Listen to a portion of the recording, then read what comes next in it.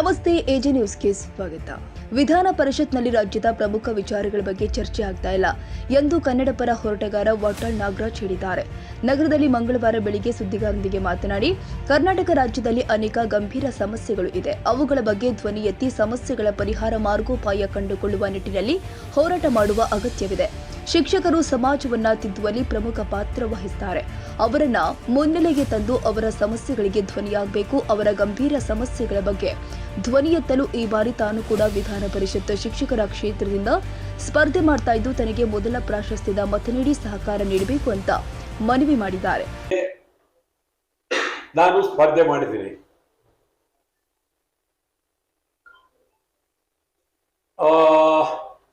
ವಿಧಾನ ಪರಿಷತ್ತು ಅದು ಮೇಲ್ಮನೆ. ನಮ್ಮ ರಾಜ್ಯದಲ್ಲಿ ಶಾಸನಸಭೆ ಅದು ಕೆಳಮನೆ ಅಂತ ಹೇಳ್ತಾರೆ, ಇದು ಮೇಲ್ಮನೆ. ಮೇಲ್ಮನೆಗೆ ಅಷ್ಟೇ ಎತ್ತರವಾದವರು ಹಿರಿಯರು ಬಹಳ ಜನ ಹಿಂದೆ MPL ಶಾಸ್ತ್ರಿ ಇದ್ರು, JB ಮಲ್ಲಾರಾಧ್ಯ ಇದ್ರು, ಅದು ಮೊದಲನೇ ಸಭಾಪತಿ KT ಭಾಷ್ಯಂ ಮೊದಲನೇ ಸಭಾಪತಿ, AK ಸುಬ್ಬಯ್ಯ ಇದ್ರು, ಬಹಳ ಜನ ಅದ್ಭುತವಾದಂತ ಜನ ಇದ್ರು. ಇವತ್ತೆಲ್ಲ ಖಾಲಿ ಆಗ್ಬಿಟ್ಟಿದೆ. ವಿಧಾನ ಪರಿಷತ್ನಲ್ಲಿ ಆ ಒಂದು ವ್ಯಕ್ತಿತ್ವ ಉಳ್ಳ ಜನ ಇಲ್ಲ. ಇವತ್ತು ನಾನು ಬಹಳ ಸಾರಿ ಸೋತಿದ್ದೀನಿ. ಸೋಲೆ ಜಾಸ್ತಿ ನನಗೆ ಗೆಲುವಿಗಿಂತ. ಆದ್ರೆ ನಾನು ಹೊಂದಾಣಿಕೆ ಇಲ್ಲ. ಹೊಂದಾಣಿಕೆ ಮಾಡ್ಕೊಂಡಿದ್ರೆ ನಾನು ಏನೆಲ್ಲ ಬೇಕಾದ್ರೆ ಆಗ್ಬೋದಾಗಿತ್ತು. ಹೊಂದಾಣಿಕೆ ಮಾಡ್ಕೊಳ್ಳಿಲ್ಲ. ನಾವು ಒಂದೇ ಒಂದು ಕನ್ನಡ ಕರ್ನಾಟಕ ಬಿಟ್ಟು ಅತ್ತಿತ್ತ ಹಳ್ಳಾಡ್ಲಿಲ್ಲ, ಹೊಂದಾಣಿಕೆ ಮಾಡ್ಕೊಂಡು ಹೋಗ್ಲಿಲ್ಲ. ತಮಗೆ ಹೇಳೋದಾದ್ರೆ ಸುಬ್ಬಣ್ಣ ಸರ್, ಆಗ ನಿಜಲಿಂಗಪ್ಪನವ್ರ ಕಾಲದಲ್ಲಿ, ಮೊದಲು 67 ಸಾವಿರ ನಿಜಲಿಂಗಪ್ಪನವ್ರ ಕಾಲದಲ್ಲೇ ನಾನು ಸೇರಿದ್ದೆ. ಅವ್ರ ಜೊತೆ ಸೇರಿದ್ರೆ ಅಂದೇ ಡೆಪ್ಟಿ ಮಿನಿಸ್ಟರ್ ಅಂತಿತ್ತು ಆ ಕಾಲದಲ್ಲಿ, ಅದನ್ನ ಕೊಡಕ್ ತಯಾರಾಗಿದ್ರು. ನಾನು ಹೇಳಿದೆ, ಇಲ್ಲೇ ಇಲ್ಲ, ಮಂತ್ರಿ ಆದ್ರೆ ನಾವು ಹೊರಗಡೆ ಏನು ಗಲಾಟೆ ಮಾಡಕ್ ಆಗೋದಿಲ್ಲ ಅಂತ ಹೇಳಿ ಅವ್ರು ನೇರವಾಗಿ ಅವರಿಗೆ ದೇವರಾಜರ್ಸ್ನವರು ಬಹಳ ಪ್ರಯತ್ನ ನನ್ನ ಕ್ಯಾಬಿನೆಟ್ ತಗೋಬೇಕು ಅಂತ. ಈ ತರ ಅನೇಕರು ಇದಿದೆ. ನಾನು ಅದ್ಯಾವುದಕ್ಕೂ ಆಸೆ ಇಟ್ಟುಕೊಂಡು ಮಾಡೋಕ್ ಹೋಗಿಲ್ಲ. ಇದೇನು ಒಂದು MLC, ಒಂದು MLA, ಇದೆಲ್ಲ ಇವತ್ತಿನ ಪರಿಸ್ಥಿತಿಯಲ್ಲಿ ಯಾವುದೋ ಪಕ್ಷಗಳಲ್ಲಿ ಒಂದೊಂದು ಕೊಟ್ಬಿಡ್ತಾರೆ, ವಿಚಾರ ಬೇರೆ. ಇವತ್ತು ವಿಧಾನ ಪರಿಷತ್ತನ್ನ ಒಂದು ಗೌರವದ ಸ್ಥಾನವನ್ನಾಗಿ ನಾವು ಕಾಣಬೇಕಾಗಿದೆ. ವಿಧಾನ ಪರಿಷತ್ನಲ್ಲಿ ಇರ್ತಕ್ಕಂಥವ್ರು 75 ಜನ ವಿಧಾನ ಪರಿಷತ್ ಇರ್ತಕ್ಕಂಥವ್ರು. ಈಗ ಜೂನ್ ತಿಂಗಳಿಗೆ ಬಹಳ ಜನ ವಿಧಾನಸಭೆಯಿಂದ ಮತ್ತು ಹೊರಗಡೆಯಿಂದ ಬರ್ತಾ ಇದ್ದಾರೆ. ಯಾರೇ ಬಂದ್ರೂ ವಿಧಾನಸಭೆಯ ಒಂದು ಗೌರವವನ್ನ ಕಾಪಾಡ್ತಕ್ಕಂಥದ್ದು ನಮ್ಮ ಕರ್ತವ್ಯ. ಆ ದೃಷ್ಟಿಯಿಂದ ನಾನು ಬಹಳ ಚಿಂತನೆ ಮಾಡಿ ವಿಧಾನ ಪರಿಷತ್ತಿಗೆ ಸ್ಪರ್ಧೆ ಮಾಡಿದ್ರೆ ಒಳ್ಳೆ ಒಂದು ಸಂದರ್ಭ ಆಗುತ್ತೆ ಅಂತ ಹೇಳಿ ತೀರ್ಮಾನ ಮಾಡಿ, ನಾವು ಈಗಾಗಲೇ ಸುಮಾರು 21,000 ಎಷ್ಟು 21,500 ಸದಸ್ಯರಿದ್ದಾರೆ ಇಡೀ 4 ಜಿಲ್ಲೆಯಲ್ಲಿ. ಮೈಸೂರಿನಲ್ಲಿ ಜಾಸ್ತಿ, ಇಲ್ಲಿ ಹಾಸನ, ಮಂಡ್ಯ, ಚಾಮರಾಜನಗರ. ಸೊ ಎಲ್ಲ ಕಡೆನೂ ನಾನು ಎಲ್ಲರನ್ನೂ ಸಂದೇಶಗಳ ಮೂಲಕ ಬಹಳ ಪ್ರಾಮಾಣಿಕವಾಗಿ ಅವರನ್ನ ಹೇಳ್ತಾ ಇದ್ದೀನಿ. ಮತ್ತು ಇದು ವಿಧಾನ ಪರಿಷತ್ತು ಇದು ಯಾವುದೇ ಒಂದು ಇರ್ತಕ್ಕಂಥದ್ದಲ್ಲ. ಇದು ಯಾರಿಗೂ ಅರ್ಥ ಆಗ್ತಾ ಇಲ್ಲ. ಇದು ಪ್ರಾಶಸ್ತ್ಯ ಮತ. ಮೊದಲನೇ ಪ್ರಾಶಸ್ತ್ಯ, ಎರಡನೇ ಪ್ರಾಶಸ್ತ್ಯ, ಮೂರನೇ ಪ್ರಾಶಸ್ತ್ಯ. ನನಗೆ ಮೊದಲನೇ ಓಟ್ ಕೊಟ್ರೆ ನಿಮ್ಗೆಲ್ಲ ಗೊತ್ತಿದೆ, ನಾನು ಇದು ಮಾಡ್ಬೇಕು. ಅದ ನಮ್ಮ ರಾಜಕೀಯ ಪಕ್ಷದವ್ರು ಇದನ್ನ ಎಲ್ಲರಿಗೂ ಓಟ್ ಕೊಡಕ್ಕೆ ಅವಕಾಶ ಇದೆ, ಅವರವರ ಇದ್ರ ಮೇಲೆ ಚಿಂತನೆ ಮಾಡೋದಕ್ಕೆ. ಇದಕ್ಕೆ ಪಕ್ಷದ ಹೆಸರನ್ನ ಮಾಡ್ತಕ್ಕಂಥದ್ದು ಇಲ್ಲ.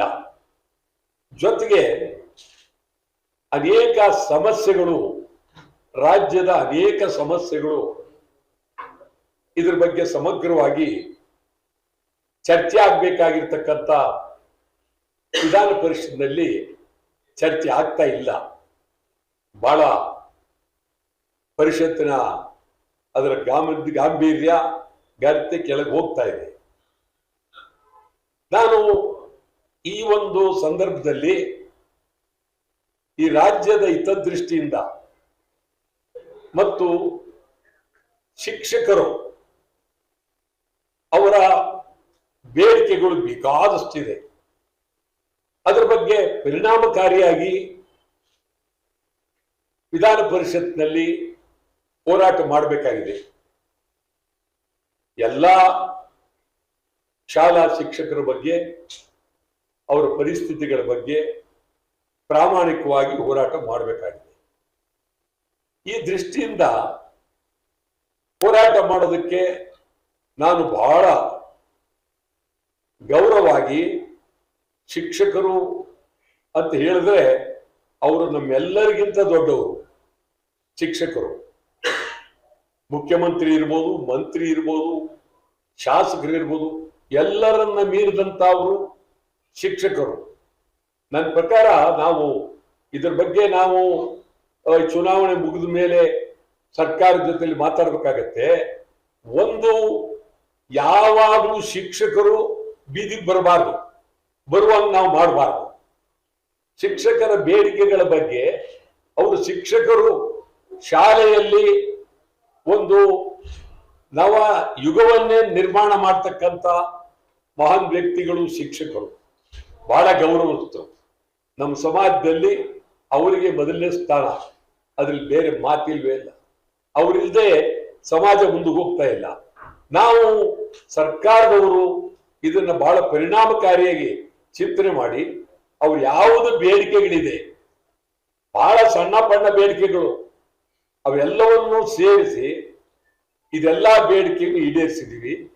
ನೀವು ನಿಮ್ಮ ಸತ್ಯಾಗ್ರಹಕ್ಕೆ ಬರಬೇಡಿ. ನೀವು ಸತ್ಯಾಗ್ರಹ ಮಾಡೋರು ಬೇರೆ ಮಾಡಲಿ, ಬೇರೆ ಬೇರೆ ಹೋರಾಟ ಬೇರೆ ಬೇರೆ ನಡೀಲಿ. ಶಿಕ್ಷಕರು ಮಾತ್ರ ಅವರು ಬಹಳ ವರ್ಷಗಳ ಕಾಲ ಶಾಲೆಯಲ್ಲಿ, ಕಾಲೇಜುಗಳಲ್ಲಿ ತಮ್ಮ ಧ್ವನಿಯನ್ನ ವಿದ್ಯಾರ್ಥಿಗಳ ಮೇಲೆ ಪ್ರಭಾವ ಬೀರಿ ಒಂದು ಹೊಸ ಶಕ್ತಿಯನ್ನ ನಿರ್ಮಾಣ ಮಾಡತಕ್ಕಂಥ ಸೃಷ್ಟಿಕರ್ತರು.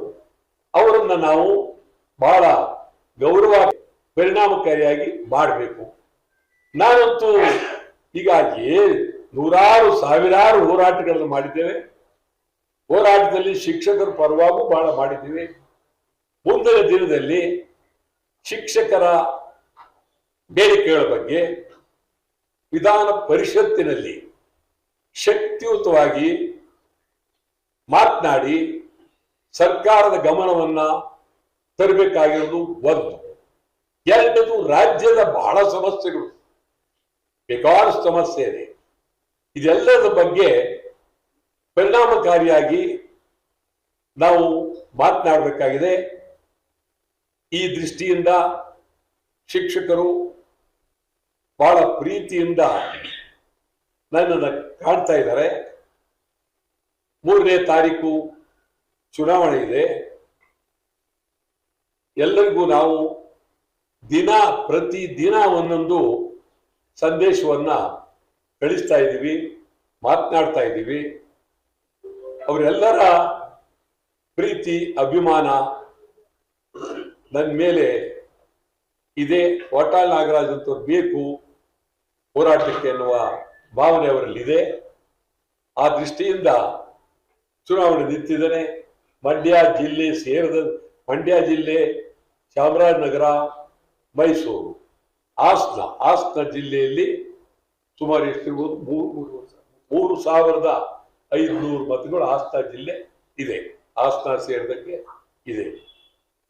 ಅವರೆಲ್ಲರನ್ನು ನಾನು ತಮ್ಮ ಮೂಲಕ ಬರೀ ಹಾಸನ ಒಂದೇ ಅಲ್ಲ 4 ಜಿಲ್ಲೆಯ ಎಲ್ಲ ಶಿಕ್ಷಕರನ್ನ ಕಳಕಳಿಯಿಂದ ನಾನು ಮನವಿ ಮಾಡ್ತೀನಿ. ಅವರು ನಮ್ಮನ್ನ ಬೆಂಬಲಿಸಿ ಮೊದಲನೇ ಪ್ರಾಶಸ್ತ್ಯ ಮತವನ್ನ ಕೊಡ್ಲಿ. 2, 3 ಯಾರಿಗಾದ್ರೂ ಕೊಟ್ಟುಕೊಳ್ಳಿ, ಅವರು ನಮ್ದೇನು ಅಭ್ಯಂತರ ಇಲ್ಲ. ಮೊದಲನೇ ಪ್ರಾಶಸ್ತ್ಯ ಮತವನ್ನ ಕೊಡೋದು ನಿಜಕ್ಕೂ ಒಳ್ಳೆಯದು. ಮತ್ತು ನಾನು ವಿಧಾನಸಭೆಯಲ್ಲಿ ಇದ್ದಾಗ ಒಂದು ದಿನ ವಿಧಾನಸಭೆಗೆ ಗೈರಾಜರಾಗಿಲ್ಲ, ಒಂದು ದಿನ. ಇದನ್ನ ಈಗಿನ ಮುಖ್ಯಮಂತ್ರಿಗಳು ಸಿದ್ದರಾಮಯ್ಯನವರೇ ಒಂದು ಸಂದರ್ಭದಲ್ಲಿ ಬಹಳ ಗಂಭೀರವಾಗಿ ಹೇಳಿದ್ದಾರೆ. ವಟಾಳ್ ನಾಗರಾಜ್ ಶಾಸನ ಸಭೆಗೆ ಒಂದು ದಿನ ಗೈರಾಜರಾಗಿಲ್ಲ ಅಂತ ವ್ಯಕ್ತಿಯನ್ನ ನಾನು ಯಾರನ್ನೂ ನೋಡ್ಲಿಲ್ಲ ಅಂತೇಳಿ ಡಿ.ಬಿ. ಚಂದ್ರೇಗೌಡರು ಮಾತನಾಡ್ತಾ ಲೋಕಸಭೆಯಲ್ಲಿ ಜವಾಹರ್ಲಾಲ್ ನೆಹರು ಪ್ರಧಾನಿಯವರು ಒಂದು ದಿನ ಗೈರಾಜರಾಗಿಲ್ಲ, ಕರ್ನಾಟಕದಲ್ಲಿ ವಟಾಳ್ ನಾಗರಾಜ್ ಶಾಸನ ಸಭೆಗೆ ಒಂದು ದಿನ ಗೈರಾಜರಾಗಿಲ್ಲ ಅಂತ.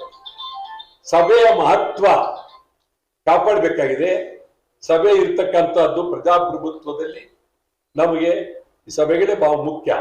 ಆ ದೃಷ್ಟಿಯಿಂದ ವಿಧಾನ ಪರಿಷತ್ತಿಗೆ ಇವತ್ತು ನಾನು ಬಹಳ ಅತ್ಯಂತ ಗಂಭೀರವಾಗಿ ಗೌರವವಾಗಿ ಹೋಗ್ಬೇಕು ಅಂತ ಹೇಳಿ ಚಿಂತನೆ ಮಾಡಿದ್ದೇನೆ. ತಾವು ಬಹಳ ಅತ್ಯಂತ ಪ್ರೀತಿಯಿಂದ ಇರ್ತಕ್ಕಂಥ ಜನ, ತಾವು ಸುಧಾ ನಮಗೆ ಈ ಸಂದರ್ಭದಲ್ಲಿ ಬೆಂಬಲ ಕೊಡಿ. ಇದು ಎಷ್ಟು ಸಾಧ್ಯವೋ ಅಷ್ಟು ಬೆಂಬಲ ಕೊಡಿ. ನಾನು ವಿಧಾನ ಪರಿಷತ್ತಿಗೆ ಬರೋದು ಒಳ್ಳೆಯದು ಅಂತ ನಿಮ್ಮ ಮನಸ್ಸಿನಲ್ಲಿದ್ರೆ ಖಂಡಿತ ತಾವು ಬೆಂಬಲ ಕೊಡಿ. ಅದು ನಿಮ್ಮ ಒಂದು ಅಭಿಮಾನ ನಮ್ಮ ಮೇಲೆ ಇರಲಿ. ಇಷ್ಟು ಹೇಳಿ ನಾನು ತಮಗೆ ಗೌರವವನ್ನು ಅರ್ಪಿಸ್ತೇನೆ. ಸುದ್ದಿಗೋಷ್ಠಿಯಲ್ಲಿ ರಾಘವೇಂದ್ರ, ಪಾರ್ಥ ಸಾರಥಿ, ಬಾಳ್ಳಿ ಗೋಪಾಲ್ ಇತರರು ಉಪಸ್ಥಿತರಿದ್ದರು. ತಾಜಾ ಸುದ್ದಿಗಾಗಿ ಎಜೆ ನ್ಯೂಸ್ 24x7ಗೆ ಸಬ್ಸ್ಕ್ರೈಬ್ ಮಾಡಿ ಮತ್ತು ಬೆಲ್ ಐಕಾನ್ ಒತ್ತಿ ತಪ್ಪದೇ ಲಿಂಕ್ ಶೇರ್ ಮಾಡಿ.